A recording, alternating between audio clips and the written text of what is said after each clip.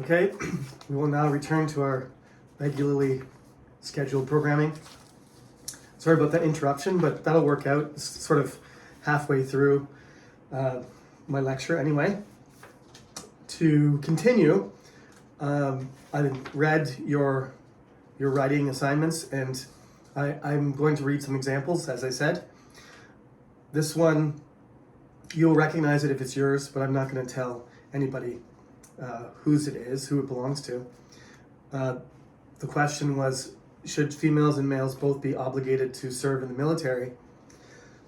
This answer says, no, I don't think that both men and women are required to serve in the military. This is because it's their own choice whether they want to join or not. It also goes against their free will. They are going to experience more harm than benefit if you make them join the military. Other than that, the Army's quality will drop due to the lack of experience and low competency. Hence, neither men nor women are required to serve in the military. Okay. Specifically, what the question meant was both. Means the student's response here, first of all, it's no, I don't think. Rather than saying that, you should just plainly say both men and women should not be required to serve in the military. And then you avoid the use of the personal pronoun. So then it's not just your opinion, it's got a broader perspective. That's not the way I meant to phrase the question, is what I'm trying to say. It sounds like dodging the question, because in the context, now I know it depends on where you're living, but the point of the question is men are required to do military service in some countries. Should it be equalized in those countries, right? So if men are already required to serve, then should women also serve? If men are not required to, then women shouldn't either. So there's a kind of a logical fallacy in this answer, because if men are not required to, why would we ask women to? I don't think there's any state in the world where that's the case. If that were possible, then this answer would make more sense.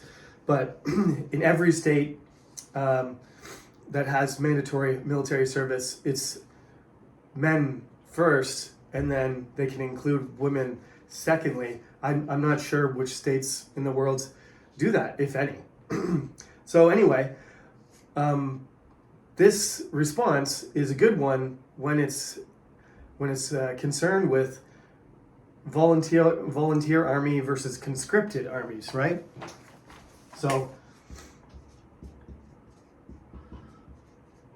a volunteer army is one where people choose, and it's their free will, so they're going to be better soldiers. That's the argument. I think that claim is justified, that a volunteer army is composed of at least of soldiers with higher morale. Okay, we'll be specific. They won't necessarily be more effective in the field, but they will want to be there, and that's their choice. And that would be reflected in the fact that they would fight harder. Just like normally soldiers fight harder when they're defending rather than attacking, because they have something to fight for. If they're attacking, then they lose their lives for the sake of gains for whoever is prosecuting the war, which may not be in their best interest.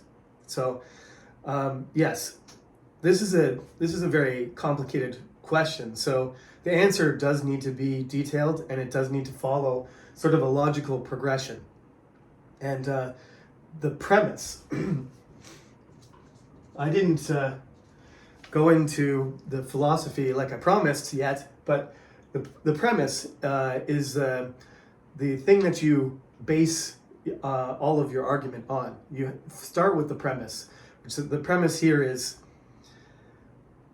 and maybe I should rephrase the question, but the premise is that males are required to do military service, should women also.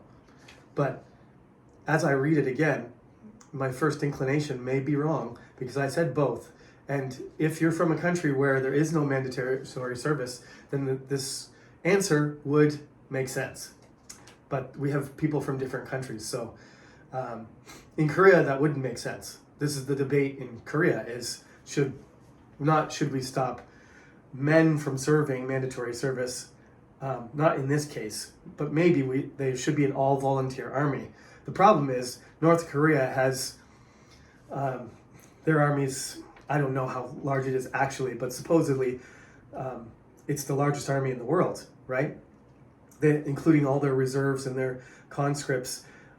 South Korea has the second largest army, which is pretty shocking because China is right next to us, which has a huge population, and they don't have as many people in their army to draw on with military training. But including all the eligible military, so people in South Korea that are males and are eligible to be drafted if there was a war, it's something like 5 or 6 million, and about 8 million in North Korea. They basically put every person that's able to do anything in their army, and they train them, and that's what their state focuses on. Anyway, you can see how this could become a debate. It has to go back and forth. So this is the starting point for a sequence of answers. So when you answer a question, like I said, if it's supposed to be a debate question, then you kind of have to anticipate what the counter arguments are going to be and what the sequence of logic is going to be. That's what makes a person good at debating, is they sometimes they already know what the other person is going to say before they say it. If there's a live debate, like a presidential debate, you can see which candidate is better able to handle, thinking on their feet and responding to what the other person says unexpectedly, or in the case that they've prepared themselves very well, that they already know what the other person's going to say before they say it, and then they're ready, their argument is already prepared. Okay, let's take another example.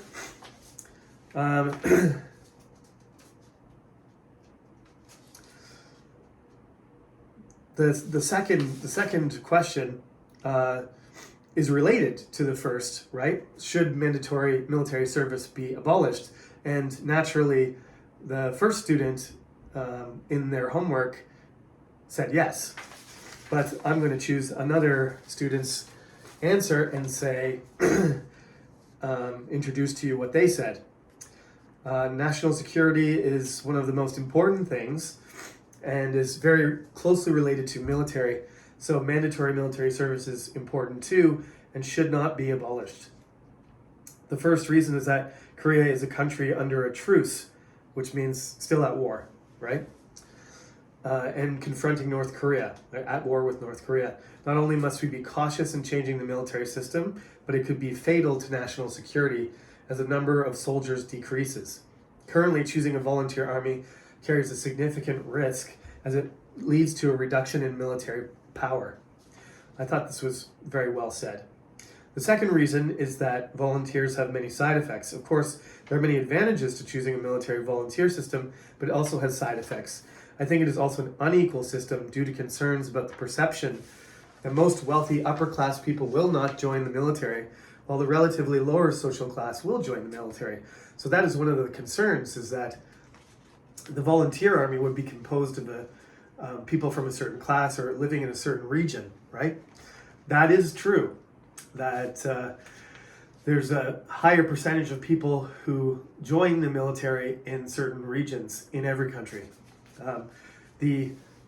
Some of the most famous American units are from the Appalachian Mountains and the Midwest, and the South, the central part of the United States, Texas, Arizona, Oklahoma, those areas. The 45th Infantry, Band of Brothers, all of these documentaries about brave units and a variety of people, a disproportionate number of people coming from rural areas or industrial areas or Native Americans, volunteering. They're overrepresented.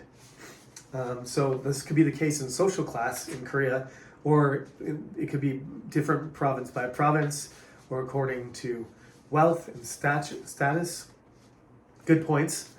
Finally, the role of infantry is important in war. As we can see in the current Ukrainian-Russian war, the leading country in the operation of advanced weapons is complaining of a lack of military power in this war. Therefore, I think the presence of infantry in times of war is still important. I was also surprised. I'm not surprised because Ukraine and Russia are such big countries, so you need so many people to operate, and everything is.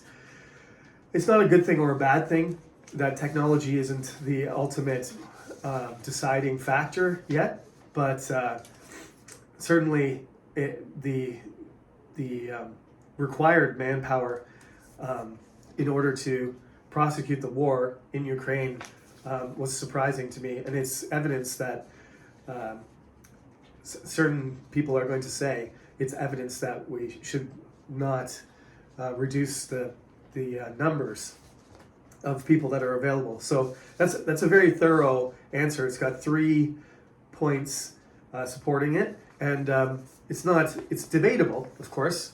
So these are not absolute, but there's good support, and the 3 reasons are strung together very well. So that was a good answer, one to consider. Okay. The third debate question was, we'll go over these in class too. I'm not going to read more than one answer for each question, for each debate question. Is a national space program worth the expense? Now, the key thing there is money, right? Expense means, is it worth the money? So you do have to include that in your answer.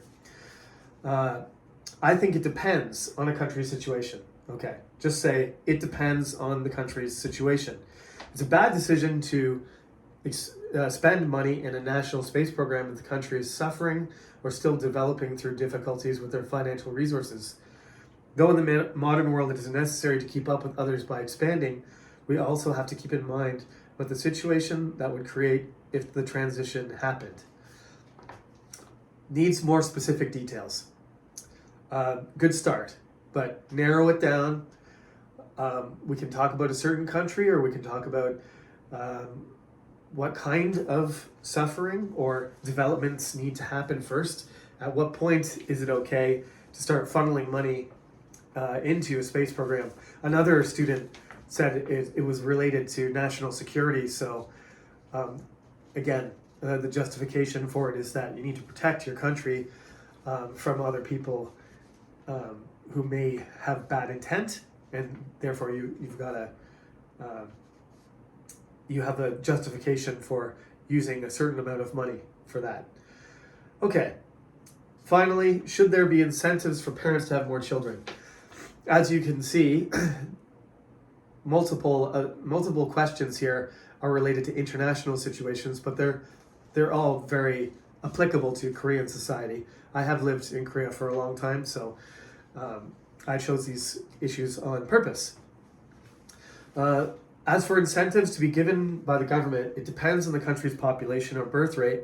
For example, countries with a lower birth rate can give incentives to motivate parents for the future, but on the other hand, overpopulated countries can't afford that. So it's a natural decision the government makes whether they sanction incentives or not based on their interests. That's great. Just, I think, I don't know which country this student is from. That's fine, but putting some more context in it rather than leaving it, this is like a general philosophical sort of framework that the student has included, the same way that Plato, Socrates, or Aristotle would phrase things, right? The hypothetical situation. Which country are we talking about? Well, it could be any country. And if it's this condition, if A, then B, and if C, then D, that kind of thing. So it's case by case. It's almost like a formula in that case. I don't think any of you want to study math or logic in this class, but I remember my friend who was in philosophy. I was surprised to see that he was he did have to study some math. Logic can be broken down into mathematical symbols and formulas, so that is possible. That's not why I shy away from linguistics and real philosophical, logical classes, because I was never very good at calculus. Anyway, I think that's it. A good place to stop for today. I've got this lecture separated into 2 halves, roughly, so it'll be about 15 minutes each half, and please watch it, and I'll see you in class, and we'll bring everybody up to speed at the same time. So thank you for listening, and enjoy the rest of your holiday.